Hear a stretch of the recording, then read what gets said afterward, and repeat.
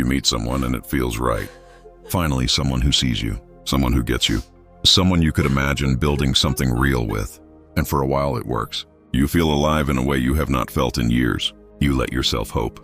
You let yourself imagine a future. You let yourself believe that maybe this time it will be different. But then something shifts. You start to notice the way they look at you and it feels too intense. You feel their affection and instead of warmth, you feel pressure. They want to get closer and you start to pull away. Not consciously, not deliberately, but you find yourself getting busy. Finding reasons to cancel plans. Creating distance that you do not fully understand. And they notice. They ask if everything is okay. They tell you they miss you. They want to know what changed. And you do not know what to tell them because you do not know yourself. You just know that something inside you is shutting down. Something is going cold. Something is putting up walls that you swore you would never build again. And the worst part, you can see yourself doing it. You can watch the pattern playing out in real time. You know you are sabotaging something good. You know you are pushing away someone who actually cares about you. You know you are going to lose this if you keep going. But you cannot stop. You cannot make yourself stay open. You cannot force yourself to feel what you think you should feel. So you watch it fall apart. Again. And you wonder what is wrong with you. Why you cannot just let someone love you. Why you cannot just love them back in the uncomplicated way they deserve. Why every relationship follows the same pattern. Close, closer, too close, retreat, over and over, until they give up, until they leave, until you are alone again, telling yourself it is better this way, safer this way, even though it is killing you. Here is what you need to understand. You do not have a love problem. You have a repression problem. And until you understand what that means, until you can see what is actually happening inside you, you will keep repeating this pattern. You will keep destroying connections that could have saved you. You will keep choosing loneliness over vulnerability because your psyche has learned that vulnerability equals danger. And that learning happened so long ago, so deep in your unconscious, that you do not even remember it anymore. But it is there. It is running in the background. It is controlling your responses. It is making it impossible for you to do the one thing you want most. To love and be loved without terror. Freud spent his life studying this. He called it repression. And he understood it as one of the most fundamental and destructive processes in human psychology. Repression is what happens when you experience something too painful, too threatening, too overwhelming to integrate. So instead of processing it, instead of feeling it and moving through it, your psyche buries it. It pushes it down into the unconscious where you do not have to look at it anymore, where it cannot hurt you, except it does hurt you. Because repressed material does not disappear. It does not go away. It just goes underground. And from there, it controls you in ways you cannot see. It shapes your behavior. It determines your responses. It makes you incapable of the very thing you are desperately trying to achieve. So what got repressed? What is buried so deep that you cannot access it, but it is destroying your capacity to love? For most people, it is the original experience of love itself. The love you received or did not receive from your earliest caregivers. Freud understood that your capacity for adult intimacy is shaped entirely by your early attachment experiences. If you were loved consistently, if your needs were met reliably, if you learned that closeness equals safety, then adult intimacy feels natural. It feels good. It feels like coming home. But if your early experiences taught you something different, if love was inconsistent, if closeness led to pain, if your needs were ignored or punished or used against you, then your psyche learned that love is dangerous. That intimacy is a threat. That letting someone close means getting hurt. And that learning got repressed. It got buried. Because to survive childhood, you needed to believe that your caregivers loved you. You needed to maintain the illusion that you were safe, that you were cared for, that you mattered. So your psyche repressed the truth. It buried the moments of neglect, the times you were abandoned, the ways your emotional needs were dismissed. It buried the rage you felt but could not express. The grief you carried but could not process. The terror of being small and dependent and not having your needs met. All of that got pushed down. And now, as an adult, you do not remember most of it. You do not consciously think about those early experiences. But they are still there, still active, still controlling how you respond when someone tries to get close to you. Here is how it works. Someone loves you, really loves you. And at first your conscious mind wants that. Your conscious mind says, yes, this is what I have been looking for. But your unconscious remembers. It remembers what happened last time you let someone in. Last time you were vulnerable. Last time you needed someone. And even though that last time was decades ago, even though you were a child and the circumstances were completely different. Your unconscious does not care. Your unconscious operates on pattern recognition, not logic. It sees love and it sees danger. It sees closeness and it sees the potential for abandonment. It sees vulnerability and it sees the certainty of pain. So it activates your defenses. It shuts you down. It creates distance. It makes you pull away before you can get hurt. And you experience this as just not feeling it anymore, as losing interest, as realizing this person is not right for you after all. But that is not what is happening. What is happening is that your repressed material is being triggered. Your unconscious is trying to protect you from a danger that no longer exists. And in doing so, it is destroying your chance at the very thing you need most. If you are recognizing this pattern in yourself, if you are starting to see that your relationship difficulties are not about finding the right person, but about what is happening inside you, take a moment and like this video. Not for me, for you, as acknowledgement that you are ready to look at what you have been avoiding, that you are ready to face what got repressed. Let me pause here for a moment because I need to ask you something that matters. Have you ever felt like you are living two lives at once? The one everyone sees, where you smile and function and pretend everything is fine, and the one inside your head, where you are struggling, confused, doubting every choice you make? That split, that exhausting performance of being okay when you are not, it is something Freud understood deeply. And I want you to know something. You are not broken. You are not weak. You are human. And what you are feeling right now, this exact struggle you are carrying, someone else watching this video is feeling it too. They are sitting there thinking they are the only one, just like you might be thinking right now. So I am going to ask you to do something that might feel vulnerable, but it is important. Go down to the comments right now and type this exact phrase, I feel this. Just those 3 words. I feel this. You do not need to explain. You do not need to write your whole story. Just let those words be your voice today. Because when you do that, something powerful happens. The person scrolling through these comments, the one who feels completely alone in their pain, they are going to see your comment. And for the first time in maybe days, weeks, or months, they are going to realize they are not alone either. Your 3 words might be the thing that helps them breathe a little easier tonight. This is not just about engagement.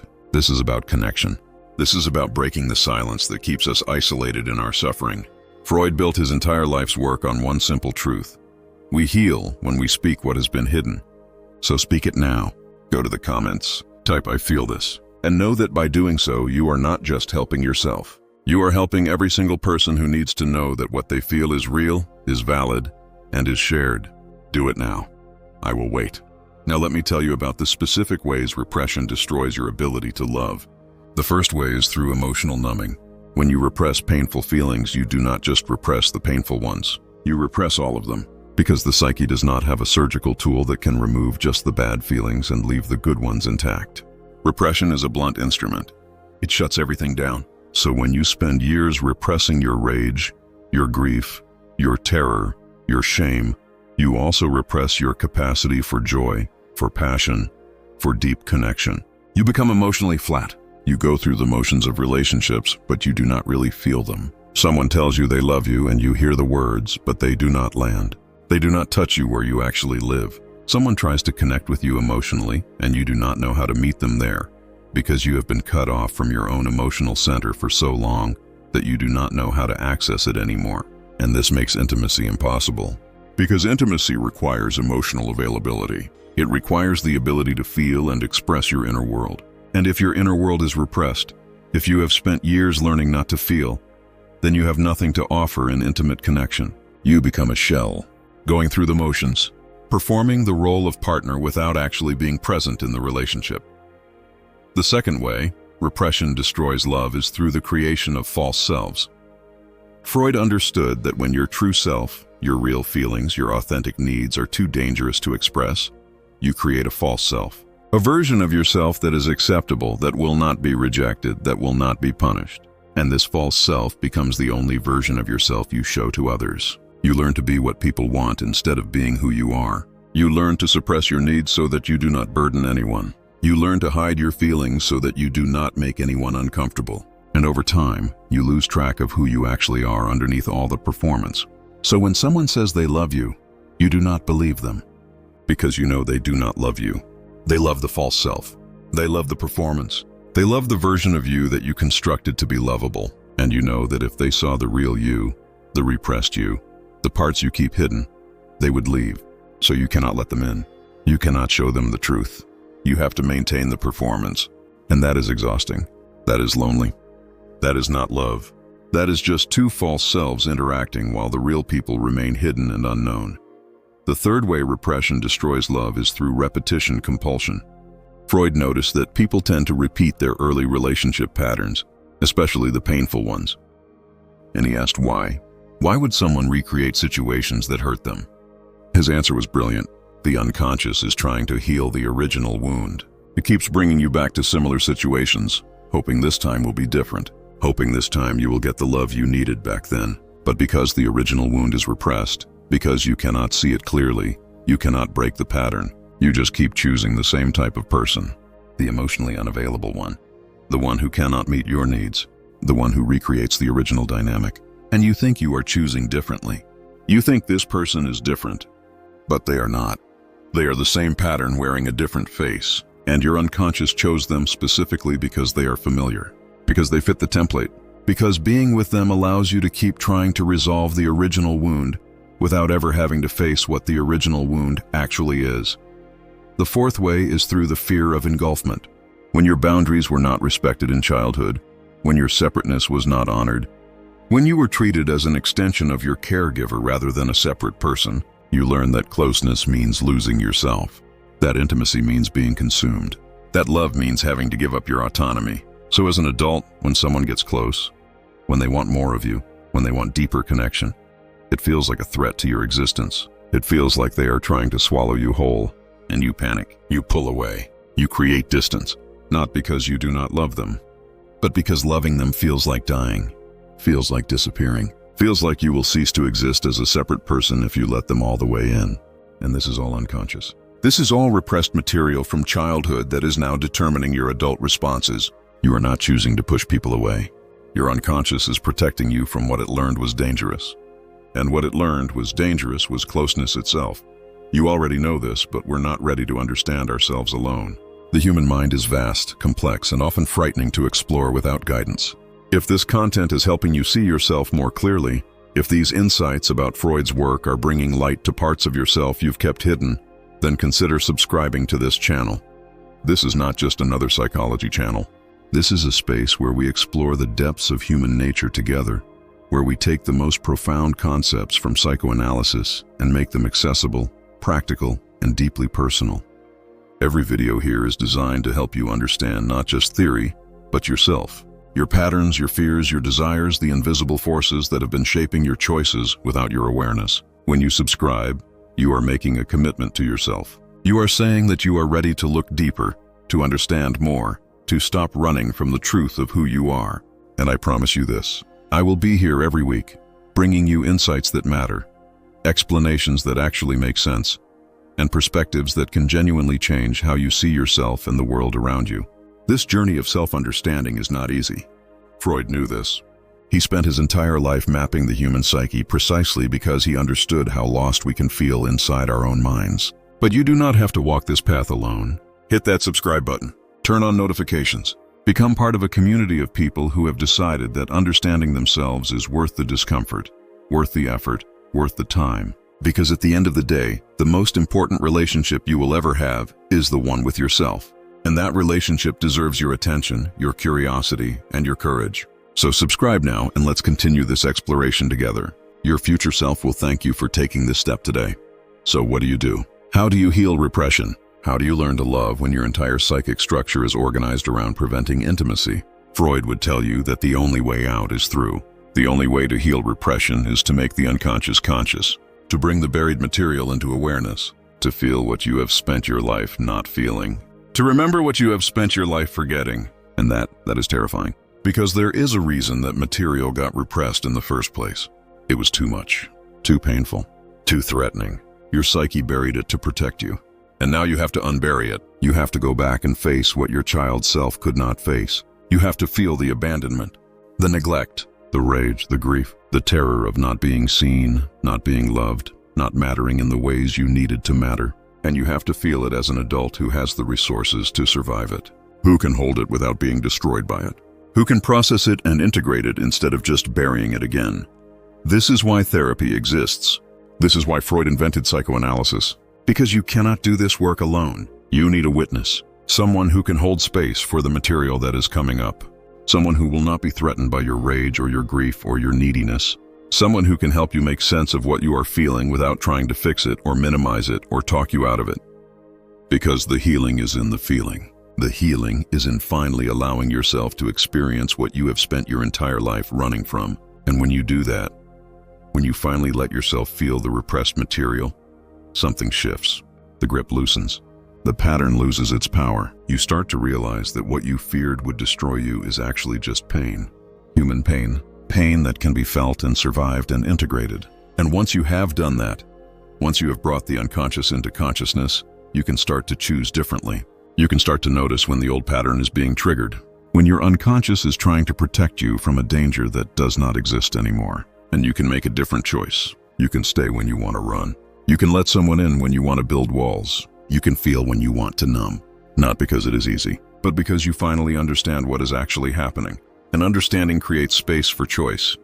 Here is what I need you to understand as we close. You are not incapable of love. You are not fundamentally broken. You are not unlovable. You are repressed. And repression is not a permanent condition. It is a defense mechanism that served you once but is limiting you now. And defenses can be dismantled, slowly, carefully, with support. But they can be dismantled. You can learn to feel again. You can learn to trust again. You can learn to let someone close without it feeling like death. But it requires you to do the thing you have spent your whole life avoiding. It requires you to face what got repressed, to feel what you have not let yourself feel, to remember what you needed to forget. And that is not going to happen in a day. It is not going to happen because you watched a video or read a book or decided you are ready. It is going to happen slowly, over time, through the consistent practice of turning toward your inner world instead of away from it. Through the willingness to feel uncomfortable feelings without immediately repressing them again. Through the courage to stay present with yourself even when being present is painful. So let me ask you this as we close. What are you most afraid of feeling? What emotion, if you let yourself really feel it, do you believe would destroy you? Is it the rage at the parent who was not there for you? Is it the grief of not being loved the way you needed? Is it the terror of being truly seen and still being rejected? Whatever it is, that is what is repressed. That is what is controlling your ability to love. That is what you need to face if you want to be free. Not all at once, not alone, but eventually, with support, with patience, with compassion for yourself and for the child who had to bury this pain in order to survive. Share this video with someone who keeps sabotaging relationships, someone who pushes away everyone who tries to love them, someone who needs to understand that their problem is not that they are unlovable, but that they are repressed, and that repression can be healed. It is hard work. It is painful work, but it is possible work. Thank you for being here. Thank you for being willing to look at what most people spend their lives avoiding. Thank you for considering that maybe your relationship pattern is not about finding the right person, but about healing what is inside you. That is not easy to face, but facing it is the only way through. You deserve love, real love. Not the performance, not the false self, but you, the real you. The parts you keep hidden, the parts you think are unlovable. Those parts deserve to be seen and known and loved. And they can be, once you stop repressing them, once you bring them into the light, once you finally let yourself feel what you have spent your life not feeling. That is the work. That is the path. And you are already on it.